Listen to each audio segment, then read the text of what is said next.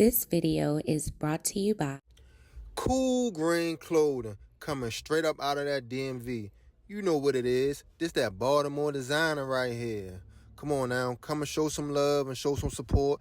Go online right now, coolgreenclothing.com, and make your purchase. Oh yeah, by the way, if you ain't cool and getting the green, you're in the way, and that's just basic. What's going on, YouTube fam? It's your boy Tony 2 times, and we back with another episode of the Baltimore Way, man. Before I start, be sure to tap that like button. Definitely watch this video to the end to hear the full story and all the details in the case. For the day one fam, welcome back. Y'all already know it's all love. Thanks for tuning back into another episode. If you're new to the channel and you feeling the content, feel free to subscribe. Definitely hit that notification bell so you can be notified every time we drop a new video. Let's get right into the story. When you think about gangs, usually what comes to mind is the Crips, Bloods, GDs, BDs, Vice Lords, depending on what city you are from. It might even be BGF, which most consider not a gang, but a brotherhood. But that's usually what some would call black gangs. Me, being from Baltimore, I know way better. I was locked up with white gang members as well. Not biker gangs, I mean like DMI or Dead Man Inc., the Polar Bears, and more. Growing up, one of my closest homeboys, Oscar, was El Salvadorian and grew up in PG County, Maryland. He was VL, or Vatos Locos. I often notice most people ask in the comments why I only discuss black on black crimes. Because honestly, as a black man with black kids and a black family, it's only right I think about my community and what I have been through and see every day, and pray we can make a change. But I never been naive to other races and their crime levels either. It's a known fact. Whoever you are around, you probably will have crime amongst each other. Meaning if you are in a white neighborhood, it's white on white crime. Mexican or Latino, the same, all the way down to us. And most of the time, gangs we really don't think about can definitely be the most dangerous. And on this episode of the Baltimore Way, we will discuss one of the MS-13 gang indictments in Baltimore. MS-13, or La Mara Salvatrucha, was formed back in the 80s to protect the El Salvadoran immigrants that moved to LA from other gangs in the area. Their focus point, like most gangs that start, was looking out for their people. But of course, as decades go and the newer generations emerge, a lot of those original principles and morals get lost in the sauce. Fast forward to 2020 in Baltimore, Maryland. It has always been a big Mexican, El Salvadoran, and Hispanic presence, especially in Highlandtown or certain parts of Baltimore County. The MS-13 influence grew in the city as the gang came from other states and realized it was an opening for their people in the area. As we all know, it's strength in numbers. So the gang started recruiting all through the city and surrounding areas, having rivals such as the 18th Street Gang, the Cruddy Boys, Bloods, Highlandtown Boys, and the Serenos. To make bread, the gang hustled, robbed, did whatever they had to do.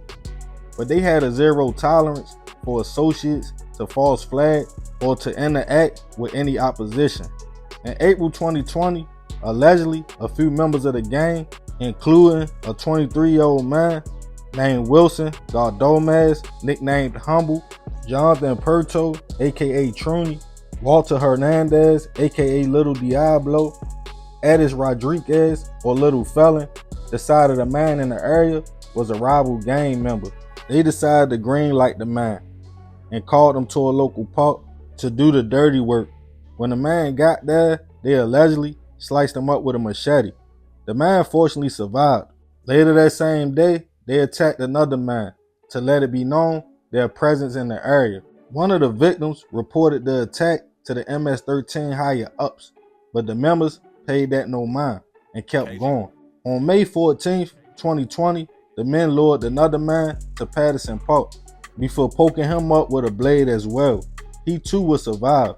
But things would get crazy when a 16-year-old young lady named Gabriella Ardon ran away from her home in New York. Gabriella was reported missing from the Long Island city of Glen Cove, New York in March of 2019, then again in June of 2019. Somehow, the young lady ended up in Baltimore, staying with multiple people. She would start associating with Truny, Little Diablo, Little Felon, and other members of the gang. Everything was cool. They would look out for the young lady, feed her, get her money, and kick back. Until a known member alleged Gabriella was associated with another gang back in New York.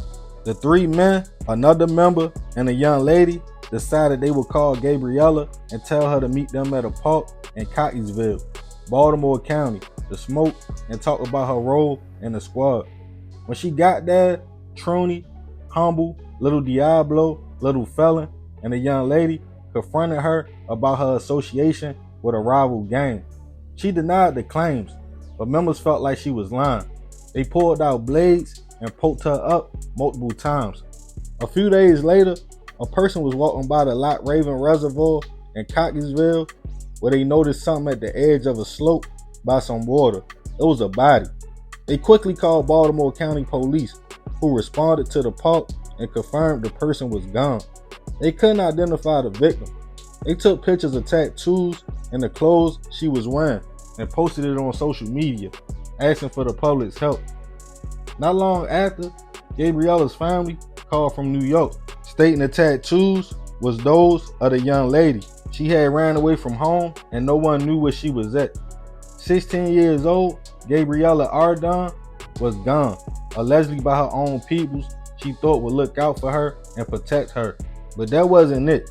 A few weeks later, members of the gang were out when they saw three people. An 18-year-old young lady named Michelle, her 17-year-old little sister, and Michelle's sister, 17-year-old boyfriend. They were approached by a 16-year-old MS-13 member along with others and told they should join the gang.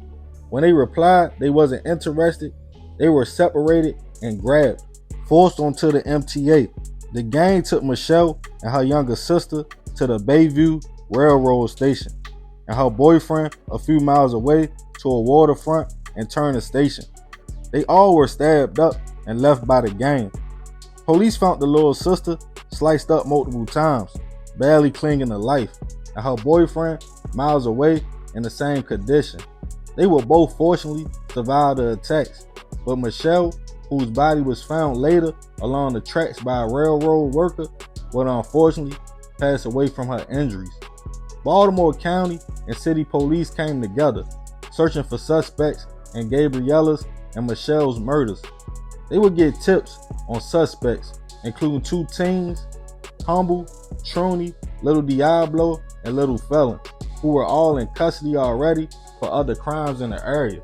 Further investigation showed that three of the men had already had previous charges in PG County in New York and wasn't even supposed to be in the streets at the time of the hits, as they were illegally in the states. But a loophole was found.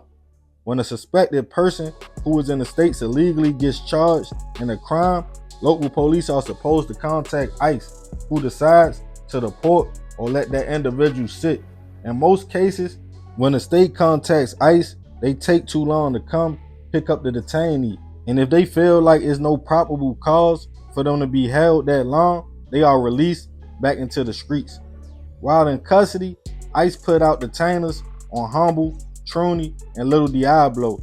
The men were all hit with 2 counts of murder in the first degree, kidnapping, attempts, assaults, and other charges as well. But in 2022, the feds will pick up the case and charged all the men plus one more person with racketeering, conspiracy, and other charges. As of now, I couldn't find any information of convictions, and all men allegedly involved are innocent until proven otherwise. Rest in peace to Gabriella and Michelle. I send my prayers and condolences to their families. Gangs affect everyone, and to be honest, some are definitely known to be more dangerous than others.